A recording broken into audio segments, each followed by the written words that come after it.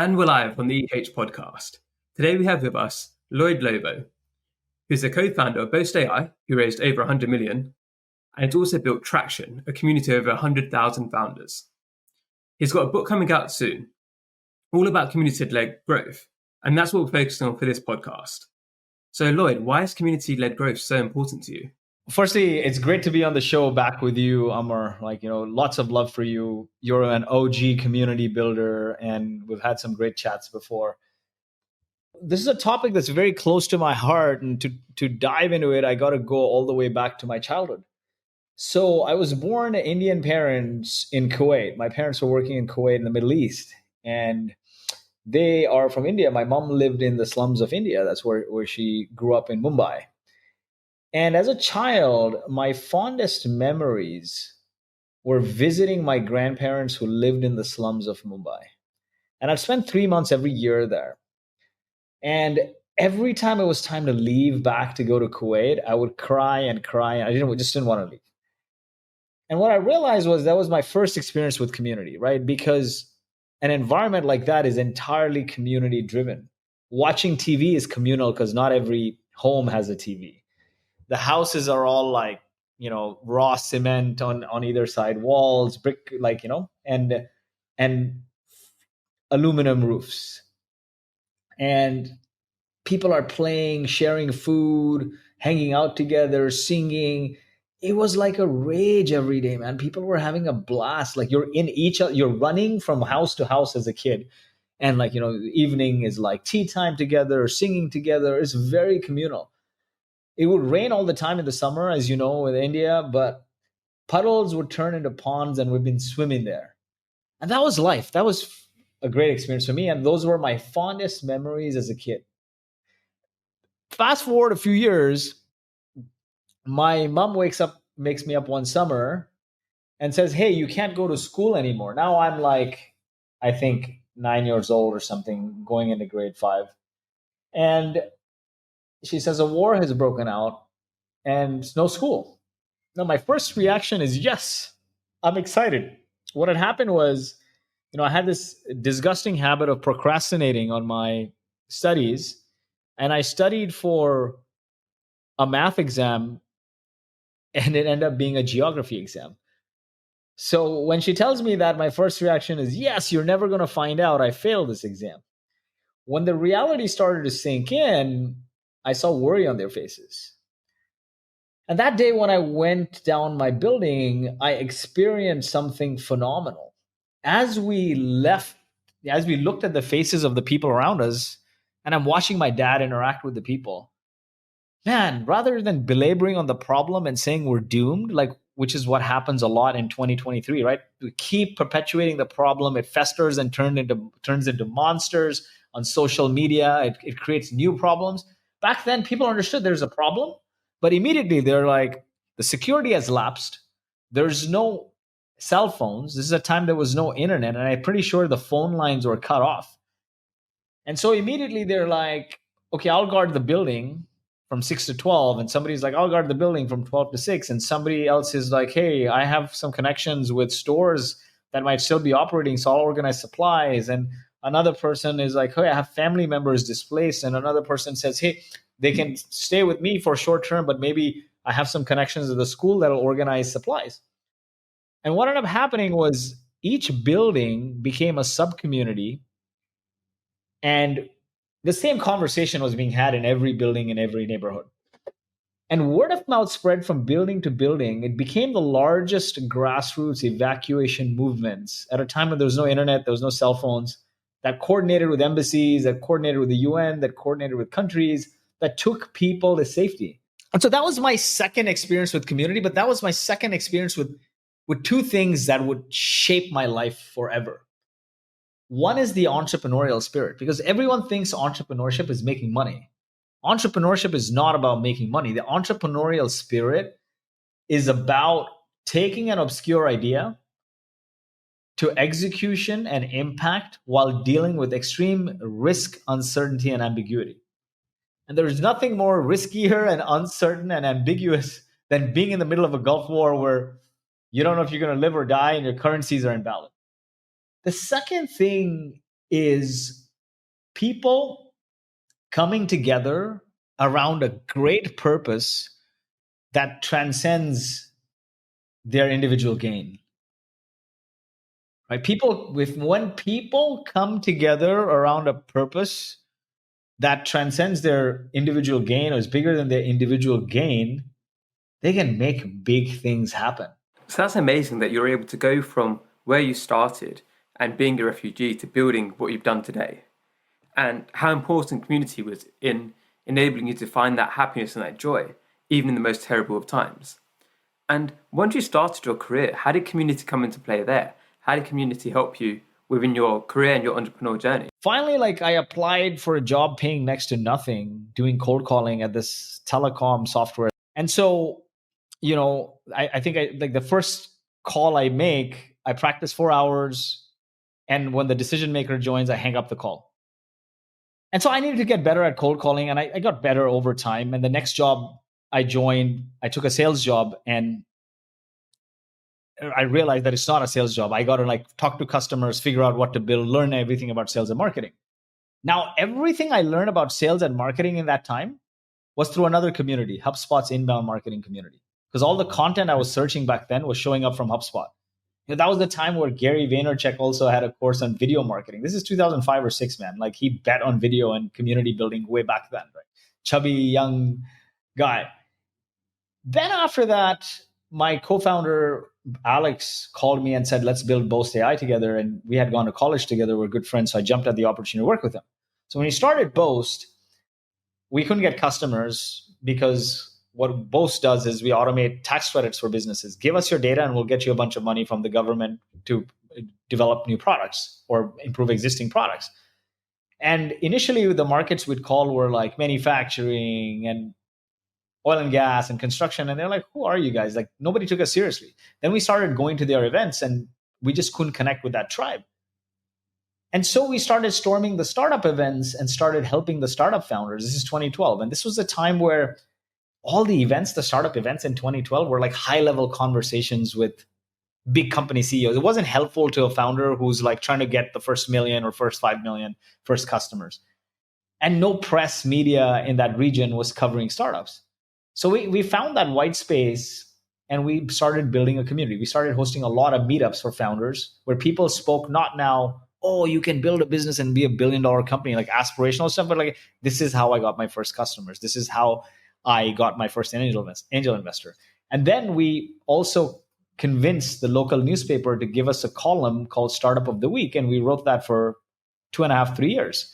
So that social proof of the newspaper and social proof of the meetups by inviting good speakers helped us build the community. You've got an amazing story. And I love how using that community right at the start was enabled you to go on to do what you've been able to do. And you're now several years on from that, right? And you've now obviously written this book to really nail down the processes that enabled you to build such a massive and successful community. What was it that made you go from building those companies to really taking your time and taking your energy into helping other people to build their communities? So then now fast forward several more years, almost like 8 years, we sell a majority stake in Boast, move out of the day-to-day of the company. And I came into money that I'd never seen before. So I should have been happy and super excited. But what followed was a really tough time. I ended up getting depressed. I face planted. And I became crazy. And as my wife describes it, you became a drunk, insufferable character who should have been happy that your life changed because of money you had never seen before. And I'll summarize what happened, like how I face planted in one sentence, in one story. I was in Romania speaking at a conference. And after the conference, they had a speaker retreat in the boonies somewhere, 4 hours from Bucharest airport. And at 2 a.m, I am frantically trying to get an Uber, frantically ask people for a car. And they're like, you're not going to get it. What are you doing? Finally, I waited and waited and waited. And you know how Uber keeps researching and researching. 30 minutes later, they send off an Uber. Uber comes. I'm like, can you hold on a second? I bring my bags from the room. I book a flight to Costa Rica. And I said, let's go. And I tell everyone I'm leaving to Costa Rica. I got crazy. And one day my wife looks at me and she's like, dude, you've gone off the rockers here. Like, if you keep this up, something's going to happen to you and your kids are going to left holding the bag. That was a wake up call for me, the way she said it. And she, earlier that year, I had also got COVID and was hospitalized. So that was a wake up call for me. And when I tried to turn my life around, I relied on a fitness community and, working out with people, the Peloton bike, fitness enthusiasts. And that changed my life.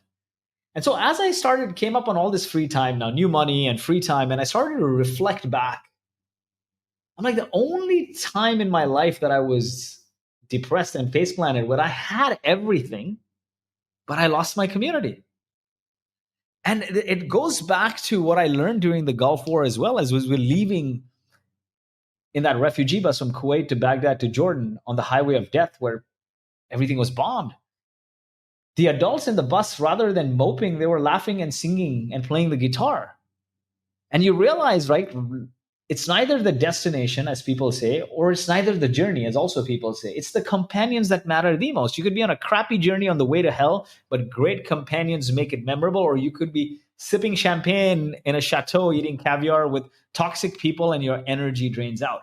And so I said to myself, I can't be alone in feeling this way. There has to be other people. And I started rewatching all our Traction Conf content, thinking back to people I talked to, calling people, researching into some of the biggest iconic brands, global phenomena.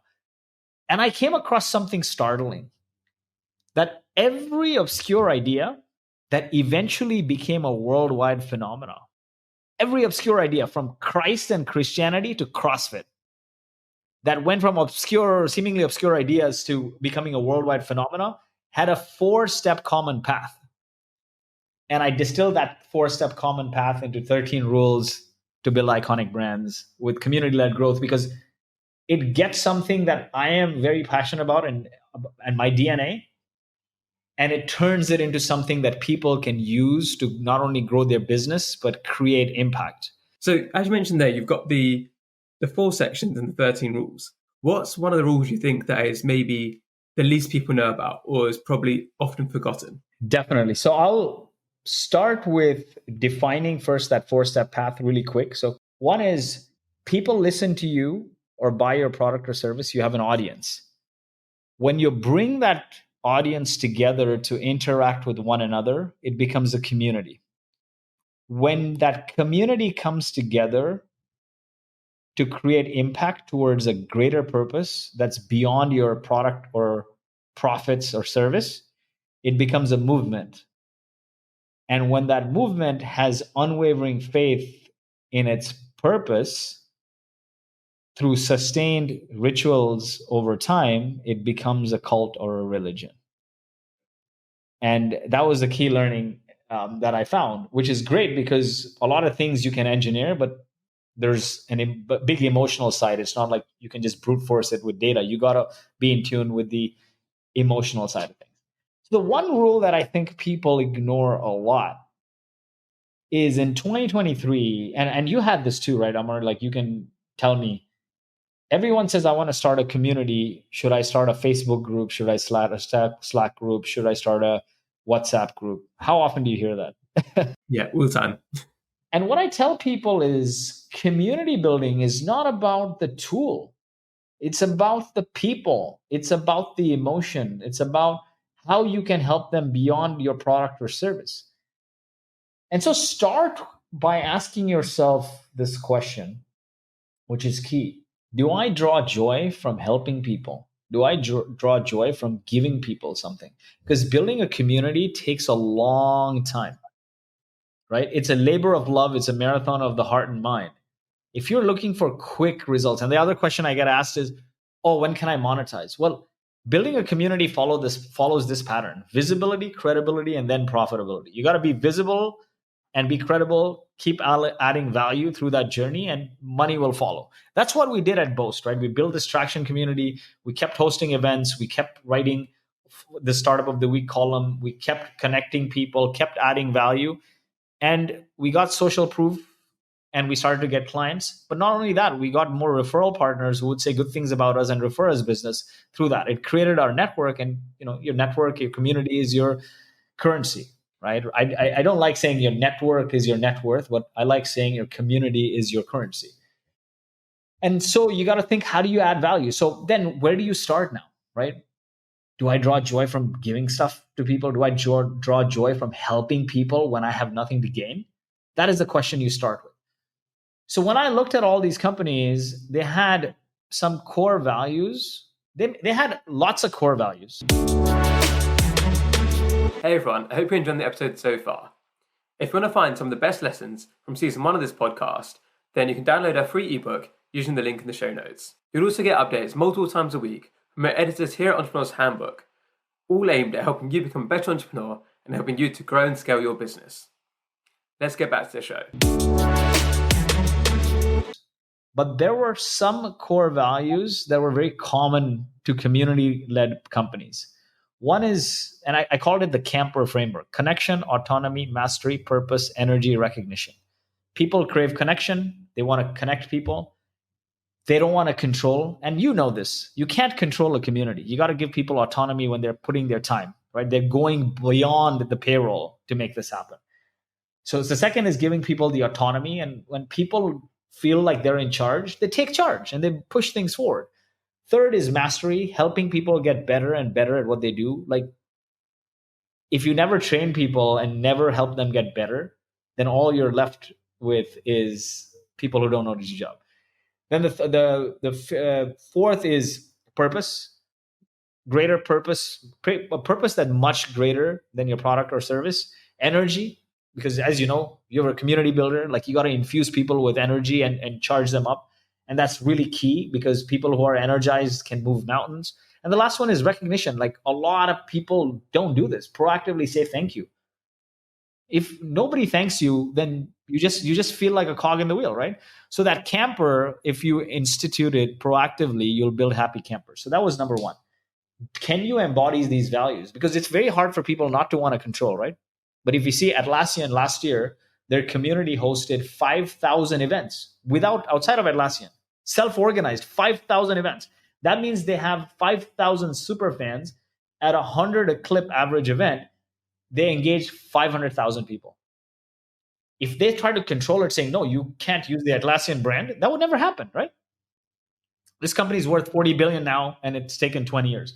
But that's the value of community. So you can't control. And so you got to figure out what your ethos are, because if your personal values are at loggerheads with how a community-led business is run, you'll never be able to build it. So first is understanding that. Then the next step, which also people ignore, is figuring out your purpose, your vision, your values. The values we talked about, embodying some of these community, the camper values. But the purpose is like, what is the purpose that's beyond my product or profit? What is the greater purpose that creates impact? That is my forever. That, my product will come and go, I will come and go, but this purpose will live on. And the vision is, what will the world be someday? And your mission is how you do it, and the values are how you behave. And so I think having those two things is very key. And then the third one tied to this, which is just as important, once you have that purpose and you have the values, then you got to also understand, like, who am I serving? Understand the customer, man. A lot of people, they'll create these events and they'll create these programs and they'll blast it to anyone, and you're blasting it to nobody, right? So if you go to an event, Omar, and you see like a butcher, baker, and candlestick maker, they're nothing in common. You're like, you said that earlier. I sent you an event. You're like, oh, I didn't find anyone in common with me, so I chose not to go. Like, we just had this chat in the pre-roll. One of the things I'm finding as well as we're hosting events is that sometimes people want to come who aren't a good fit. And if you let them come, the problem is that they then come who aren't really good fit with the other people, and it dilutes the overall purpose that everybody shares. So you want people there who have the same, they don't need to be the same, but they need to have the same goals and the same missions to be able to get along. And that's what we're looking at the moment, is that you can see people applying for the events and like, I want to help you, but this isn't the event for you. This isn't the event of your people. Yeah. And, if events are very large, like a SaaSter, people can go and find their tribe and self-organize, because there's all kinds of people there. But when you're doing a small curated event, you want everyone to have commonality, because that's how you if you please a small group of people, like, it goes through these phases, right? First you validate, then you expand, get to product market fit, then you expand, you scale the channel, you grow it, and then you get to a point where now I can add different kinds of user types. But you got to start small to really show love to people and then figure out what's resonating. And so if you do a small event and you invite like all kinds of people, it's going to be hard to resonate. So it's very important to understand your niche. Understand your niche, and not only figure out where they eat, breathe, drink, sleep, like the whole circle of influence, but figure out what are their goals, problems, and aspirations, and what's standing in their way. Because this will now help you create content that will resonate with them. And you create this content for them where they feel like, okay, it's driving me value. Now I'll engage, right? Because what is the first step to building a cult-like phenomenon? You got to get an audience. How are you going to get an audience? You got to have something worth saying that your audience wants to listen to. So one, do I have the values and desire and the DNA to give? That's important because, Amar, if you look at it, anything worth doing takes a long time. It's a long slog. You don't build a community in year one and take profits in year two. It's a long slog, or else your community decays. You got to keep adding value every year, every 6 months. You got to keep adding more and more in value. Of course, you'll get a lot from it, but like trying to over monetize the community in the first little while is like killing the golden goose, right? That lays the egg. So it's a long slog. And if you don't draw joy from doing it, or you don't have somebody in your leadership that draws joy from doing it, then it's going to wither. It's like Harley Davidson, right? The company almost went bankrupt in the 80s. The management, the leadership rebuilt the company on the ethos of community. Everyone was required to go out there and create writer clubs, join writer clubs. Writers became employees and vice versa. And they created the Save Harley movement. They also now do campaigns to donate to breast cancer and autism. And people tattoo Harley Davidson. But to get to that point, you got to do this over a sustained period of time with consistency. And so what drives consistency is your passion. If you don't love it, you're not going to sustain. And one of the hard things, right? You have that passion, but like you said, you can't control it. So when you're in that situation where you really care about this, and in your head you want everything to be your way, but it can't be your way because otherwise a community can't build off the basis of one person, right? How do you, you must have gone through this period yourself, right? Where you're so passionate about it, you want it to all be your way. And at some point you have to let go. How did you let go? How did you get more people involved and allow it to be more autonomous? Necessity is the mother of all inventions. We don't have the money when we started this, right? So immediately we had to find another partner to even co-organize with. So partner with my good friend Ray Walia, who runs a nonprofit incubator called Launch Academy. And we said, we'll donate most of the profits to the incubator. And so now already we got another partner, right? It's already a community effort. It's a nonprofit, and we started attracting a lot of volunteers. So every year, like 40 to 60 volunteers come together to organize it.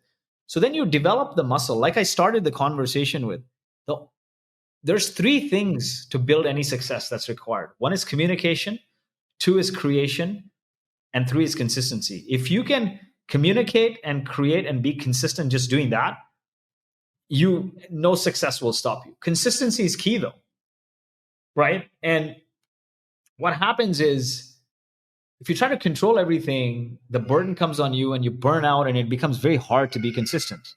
It becomes impossible to be consistent, right? Because eventually you're going to have to figure out, how do I hire resources, or figure out how I supplement this with resources, right? Some way, either money solves it or volunteers solve it. So I think that is a very key thing. And so if you have the passion for community and the DNA for giving, then you got to realize, how do we break the log together?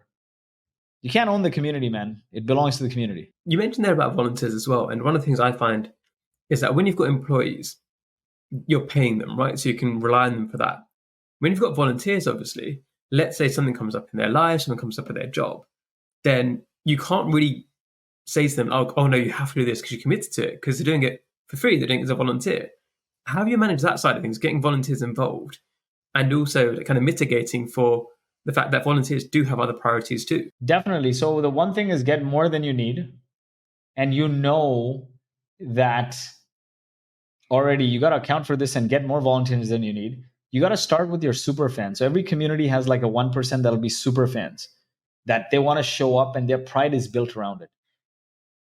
Then you got to give your volunteers. See, a lot of people will treat volunteers like furniture, not furniture, but like, cheap labor.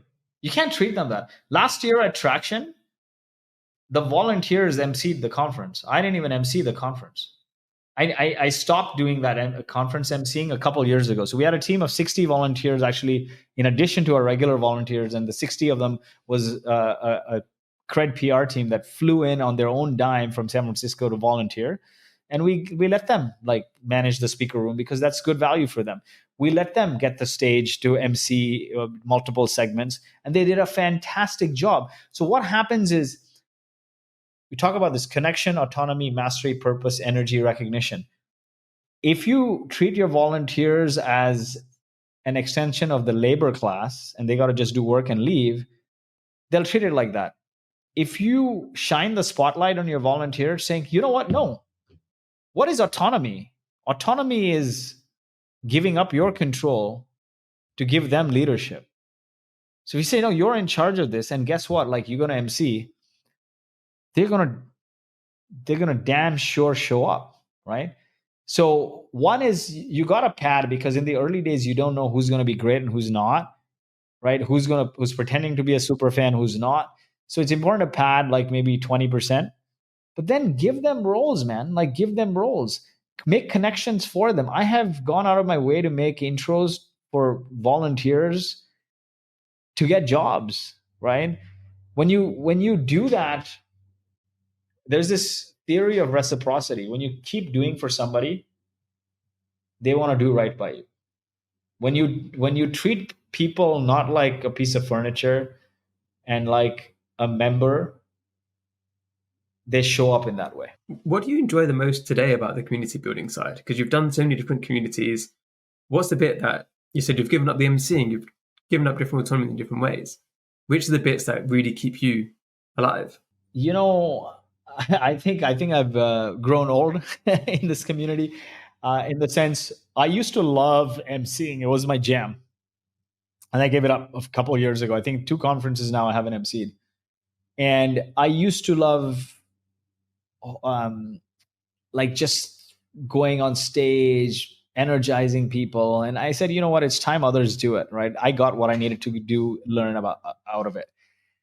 I used to love organizing the event, man. That was a lot of fun. There was a lot of fun, like logistics and the rush and everything. But now I just like standing back and watching people interact. I draw joy from it. I draw joy from bringing people together. I love now walking the conference floor, walking the events that I host, and talking to random people and saying, say, hi, man, how you doing? Like, how's business going? How's family? And how's your experience been? Talking to people to understand, are we adding value? If not, what more can we do to add value? That is it. And that is bringing me joy. Like, standing back and you watch and you're like, wow, people are having a good time. I exist to bring people together. That brings me a lot of joy.